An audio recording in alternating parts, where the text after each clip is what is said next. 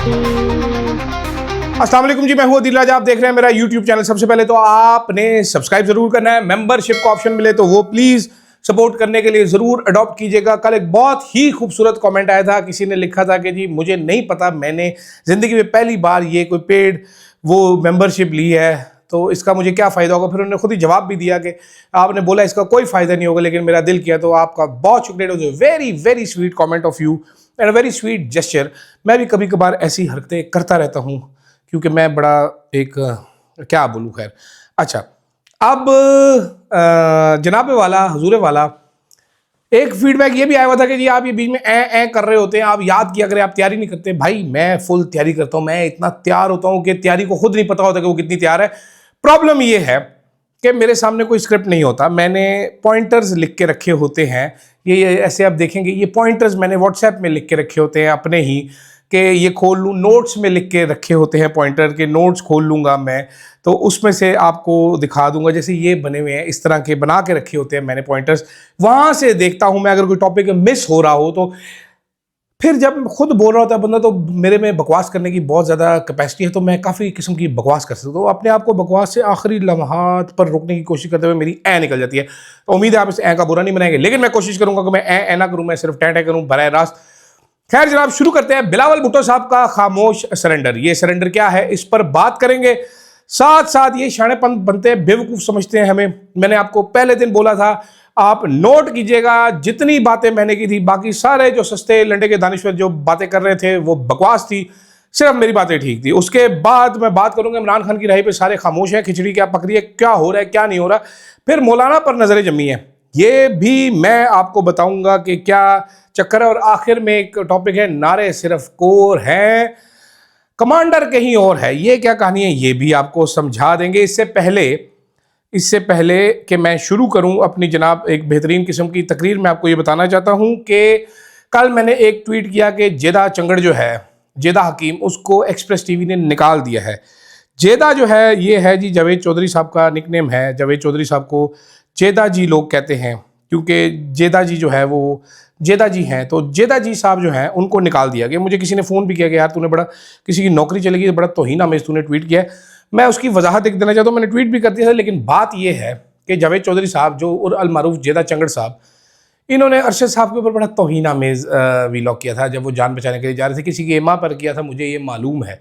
घटिया तरीन इन्होंने बातें की थी जो कि नहीं करनी चाहिए थी। थर्ड क्लास आदमी है जेदा, बेगैरती में आला मुकाम रखते हैं। वाहिद आदमी जो दाढ़ी रख के भी इनके चेहरे पर नहूसत छाई रहती है। मुझे इनकी नौकरी जाने का बिल्कुल दुख हुआ है, लेकिन जेदा जी आप यकीन कीजिए जो जो इनके पास काम मौजूद हैं, आपको इतना दुख नहीं होगा, मेरी नौकरी जाने का ज़्यादा दुख होगा। तो मैं जेदा जी को चाहता हूं कि कोई और नौकरी मिले, लेकिन जेदा जी प्लीज़ ये सहाफ़त के काम छोड़ दें। आपके पास बहुत सारे और काम है, आप करते हैं। आप माजूने बेचें, माजून टुन टुन बेचें, मर्दाना कमज़ोरी का इलाज करें, जनाना कमज़ोरी का इलाज करें, बिकनी आइलैंड के ख्वाब देखें, उनके ख्वाब बेचें। ये छोड़ दें प्लीज़, आप छोड़ दें। मुराद सईद के ऊपर जो इन्होंने रिपोर्टिंग की थी वो भी इंतहाई बकवास थी, घटिया थी। 6 दफ़ा ये मुराद सईद को अरेस्ट कर चुके हैं। कुड़कुड़ बाथरूम, लोटे का पानी, सारे ये हकीमियाना नुस्खे दे चुका है, तो इसलिए माफ़। खैर, बिलावल भुट्टो साहब जी, कल हम सब ने देखा बिलावल भुट्टो साहब का खामोश सरेंडर। बहुत सारे लोगों ने कहा जी बिलावल भुट्टो साहब ने बड़ी चालाकी, चाबुक दस्ती के साथ ये कर दिया वो कर दिया। ये बिलावल साहब की बिल्कुल चालाकी थी। बिलावल साहब ने ऐसा सरेंडर किया है कि बिलावल साहब चारों खाने चित बल्कि पित हो गए हैं। बिलावल साहब ने कहा हम कोई तरमीम नहीं मानते, बल्कि मैं आपको बता देता हूँ हम कौन सी मानते हैं, हम सिर्फ वो मानते हैं आर्टिकल 243। सारे लोगों का जितने से मेरी बात हुई इत्तेफाक है कि असल जिन जो है वो आर्टिकल 243 में तरमीम है, बाकी सारी हेर फेर है। और मैं फिर आपको बता दूं, ये बिलावल साहब रोते पीटते डिस्को करते हुए ये भी मानेंगे सारी, आप देखते जाइए, इनमें सा ही नहीं है। वजह क्या है, वजह है अवामी सपोर्ट ना होना। जिसके साथ अवामी सपोर्ट है वो जेल से बैठा भी जिस किस्म का ललकार मारता है, लोग दांतों तले उंगलियां दाब लेते हैं। वो एक मीना गबीना कोई है, वो भी कल कह रही थी कि इसके ऊपर तो इन्हें इज्जत का मुकदमा कर दें। हाय हाय हाय, ये कैसे कह दिया फील्ड मार्शल को, हाय हाय मैं मर गई, हाय मैं मर गई। ये मीना गबीना साहब के वालिद साहब जो थे, ये उधर होते थे, सेक्टर कमांडर थे पेशावर के, शायद मुशर्रफ दौर में। बाद में नैब का केस बना था तो उन्होंने आत्महत्या कर ली थी। मुझे बड़ा अफसोस है इस बात पे। असद मुनीर साहब गालिबन उनका नाम था। तो उस टाइम पे ये इमरान खान पे इल्ज़ाम लगाती थी, बाद में बाजवा का जिक्र नहीं करती थी।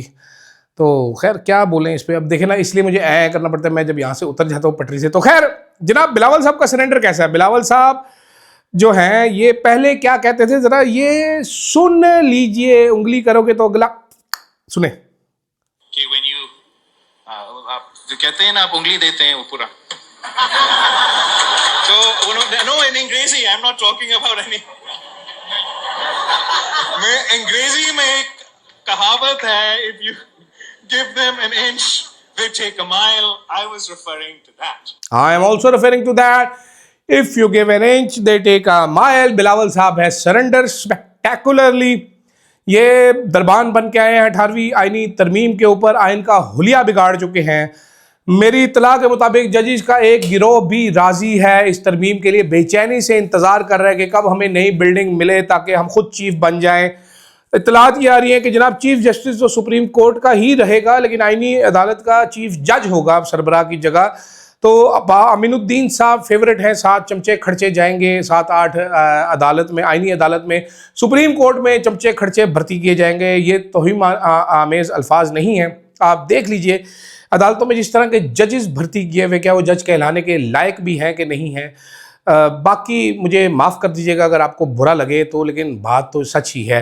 फुर्तियाँ हुकूमत की देखिए, हुकूमत ने काबीना का इजलास मुलतवी कर दिया जिसमें तरमीम को पास करना था। पास कर लेते ना भाई, तरमीम को आप हो तो जानी है। तो ये जो जमहूरियत के ड्रामे बिलावल साहब कर रहे हैं ये ग्रेट सरेंडर है। अयूब खान साहब का भी यही सरेंडर था, बेनज़ीर साहब अभी इस तरह डील करके आई थी, वालिद साहब तो हैं ही डील मास्टर। तो बिलावल साहब वो जो बातें करते हैं, वेलकम टू पुराना पाकिस्तान, तो वेलकम बिलावल साहब टू नया पाकिस्तान, जहाँ पर you will be a second fiddle always, you will be remembered as somebody who had the chance but who bowed before each and every power there could be. बाकी आप जो भी बातें करें, तरमीम तो अगलों ने करवा लेनी है, जिन्होंने करवा के लेके आए हैं, आपकी इसमें कितनी ही एक कोई से है। दूसरी जानिब जनाबे वाला हैरान कुन खामोशी है एक इमरान खान की रिहाई के हवाले से। सब चुप हैं, जो अचकज़ई साहब है वो भी चुप हैं, अलामा नासिर अब्बास साहब भी चुप हैं, सारे चुप हैं। प्रॉब्लम क्या है? बहुत सारे लोग हैरान परेशान हो रहे हैं। प्रॉब्लम ये है कि इमरान खान का वज़न ये लोग भी नहीं उठा सकते। इमरान खान का वज़न इमरान खान खुद उठा सकता है। इमरान खान का वज़न और किसी के बस में है नहीं उठाना। ये लोग जो एहतजाज, मुनासिब एहतजाज है वो भी नहीं कर पा रहे, डर रहे हैं उस एहतजाज से। चंद दिन पहले तक मौलाना की तारीफ में बहुत सारे लोग ज़मीन और आसमान के कलाबे मिला रहे थे। मेरे एक दोस्त हैं, वो दिफाई मामलात पर बड़ी गहरी नज़र रखते हैं। वो सिगरेट पी के आंखें आदि बंद करके कुर्सी की पुष्ट से टेक लगा के मुझे बताते होते हैं कि देखिए जनाब कैसे क्या हो जाएगा, और ये भी मुझे बताते हैं कि मौलाना की अज़मत जो है वो किस कदर ऊपर है।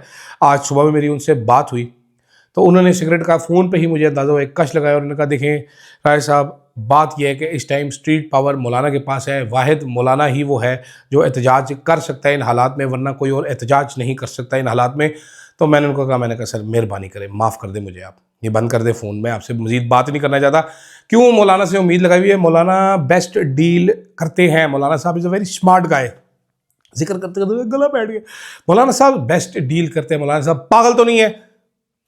मैं कहता हूँ आर्टिकल 243 में मौलाना साहब ने बिलावल से भी पहले हम लेट हो जाना है। तो ये हमारे नादान दोस्त चंद वो बड़े मौलाना साहब की तारीफ़ें कर रहे थे। एक लाला साहब हैं, वो सुन रहे होंगे तो वो पहचान जाएंगे कि कौन है।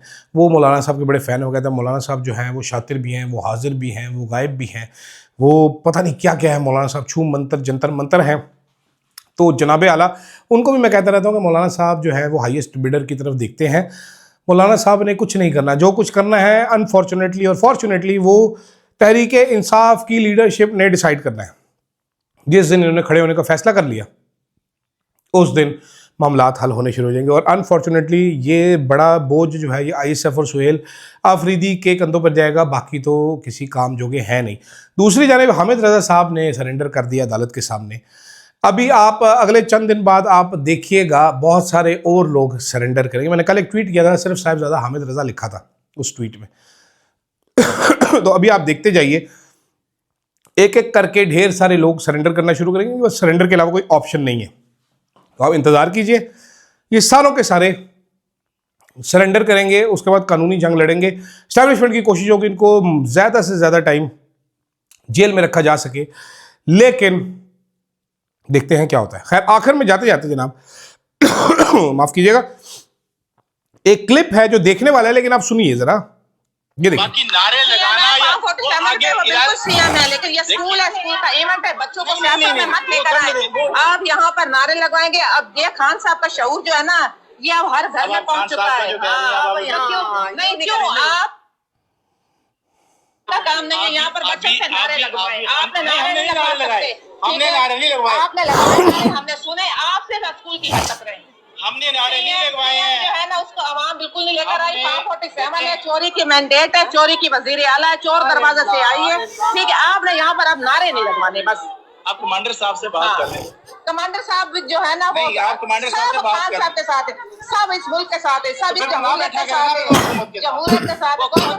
आपने बच्चों से नारा नहीं लगवाना। बाकी आप, ये जनाब एक स्कूल की टीचर है, वो एक कैमरामैन है, अननोन सा कैमरामैन है, कोई चैनल का लोगो क्लियर नहीं हो रहा, वो नारे लगवाए उसने स्कूल की बच्चियों के साथ मरियम नवाज जिंदाबाद के, तो टीचर उसको डांट रही हैं। तो आगे से कैमरामैन कह रहा है आप कमांडर साहब से बात कर ले, commander will bring the thunder. अब मुझे नहीं पता ये कौन से कमांडर है, कमांडर सेफ गार्ड की बात हो रही है यहाँ पर, या ये एएनएफ का कमांडर है, या ये पुलिस फोर्स का कोई कमांडर है, या मरियम नवाज ने अपने भी कोई कमांडर बना के रखे हैं। आई रियली डोंट नो, कुछ नजर नहीं आ रहा, चेहरा नहीं नजर आ रहा।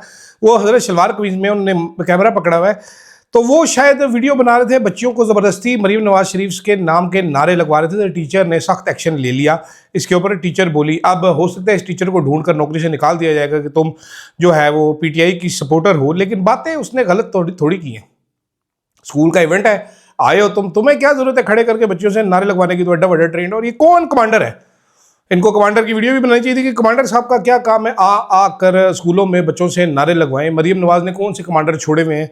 ये पुलिस फोर्स का जो भी कमांडर है, इसका पता चलना चाहिए, मरियम नवाज को सख्त एक्शन लेना चाहिए। जैसे उन्होंने खारिया में, कैंट में एक स्कूल के ऊपर अपने फोटो वाला झंडा, क्योंकि बच्चों को पॉलिटिसाइज मत करें, बच्चे आपके नाम जबरदस्ती। देखिए, ये मरियम नवाज को भी इतनी अकल तो मैं कहता हूँ मरियम नवाज को होगी कि जबरदस्ती आप अपने नाम के नारे लगवाएंगे। लोग आपसे बुरा मनाते हैं, इंसानी फितरत है ये। जो काम जबरदस्ती करो वो लोग बुरा मनाते हैं। मेरे से जो आप जबरदस्ती काम करेंगे मैं खराब करूंगा। मैं आपको जनरली बता रहा हूं। मैं आपको अरशद साहब का एक वाकया सुनाता हूं। एक रिपोर्ट बनी थी 3 जनरल्स 1 वॉर के नाम से, अरशद साहब ने आइडिया कंसीव किया था। ये मैंने बड़ा रजिस्ट किया, मैंने कहा सर ये छोड़े बकवास, इतनी मेहनत कौन करेगा, बहुत ज्यादा मेहनत लगनी थी उसके लिए। अरशद साहब ने कहा जी हमें तो तेरी जरूरत ही नहीं है, मैं और अली अकेले बना लेंगे। ये मैं आपको सच्चा वाकया बता रहा हूँ, अली उस्मान जिंदा सलामत मौजूद है, वो इसकी गवाही दे सकता है। मैंने कहा ठीक है जी। अली साहब ने शाम को एक beautiful I must say beautiful title बनाया उसका, 3 जनरल्स 1 वॉर। म्यूजिक बहुत अच्छा सा उसने निकाला, लगाया, देख के आशश कर उठे। फिर 3 हफ्ते तक वो टाइटल से आगे काम नहीं जा सका। एक दिन फिर अरशद साहब मेरे साथ बैठे और अरशद साहब ने मुझे फरमाया कि यार ये स्क्रिप्ट लिख देना तू। तो मैंने कहा सर मैंने तो नहीं लिखना। आखिर में फिर चंद शराइत के एवज़ ये वो वाली तरमीम जो है मैंने पास करने का फ़ैसला किया। अरशद साहब ने मुझे लालच दिया जनाब iPhone 12 Pro Max का। उस टाइम नया आया था, ब्लू कलर का मैंने लेना था, मैं काफ़ी दिनों से ढूंढ रहा था। अरशद साहब ने कहा जी आधे घंटे में फ़ोन आ जाएगा यहाँ पर, मैं बंदे को फ़ोन करूँगा फ़ोन आ जाएगा। मैंने कहा शॉर्ट है, कहता है मैं फ़ोन करूँगा फ़ोन आ जाएगा, उड़ता हुआ आएगा, दुबई से आएगा फ़ोन। मैंने कहा डन हो गया। साथ कुछ शराइत तय हुई। शराइत ये थी कि अरशद साहब ने अपना जो चेयर और टेबल था कमरे में वो खाली कर दिया, वो मुझे दे दिया गया कि तू इधर बैठ के लिखेगा। मैं दूसरे कमरे में बैठता था, लेकिन उन्होंने कहा तू इधर बैठ के लिखेगा। तो मैंने कहा जी मेरे लिए चाय कॉफ़ी और ग्रीन टी का बंदोबस्त किया जाए, अनलिमिटेड सप्लाई, क्योंकि किचन कभी बंद होता है कभी खुला होता है।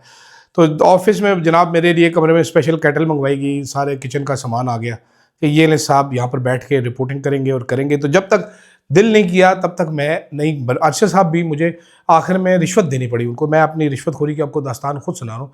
वो 12 Pro Max आज भी मेरे पास मौजूद है, ब्लू कलर का। अगर कहेंगे तो अगली वीडियो में आपको दिखा भी दूंगा। अरशद साहब ने आधे घंटे के अंदर फ़ोन अरेंज किया था भाईजान, जो क्योंकि वो बनवानी थी। और वो आपने देखी होगी वीडियो 4 जनरल्स 1 वॉर के नाम से बाद में बनी थी, क्योंकि इसी सारी बहस में एक जर्नैल साडा रिटायर हो गया थी, कीमती साथ रिटायर हो गया था। तो खैर जनाब ये वाकया मैंने कहा आपको साथ साथ सुना दूं। मुझे फिलहाल दीजिएगा इजाज़त। फीडबैक आपने अपना ज़रूर देना है। और ये कमांडर साहब को कि कमांडर सेफ गार्ड साहब मेहरबानी करें, आप पुलिस पे तवज्जो दें। आप किधर स्कूलों के बच्चों को नारे लगवाने पे लगा रहे हैं। मुझे दीजिएगा इजाज़त। अल्लाह हाफिज़।